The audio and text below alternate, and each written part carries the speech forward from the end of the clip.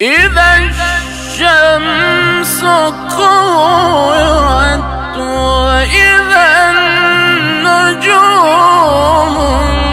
انكدرت وإذا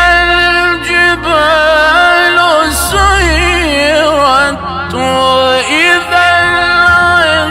العشار طلت وإذا الوحوش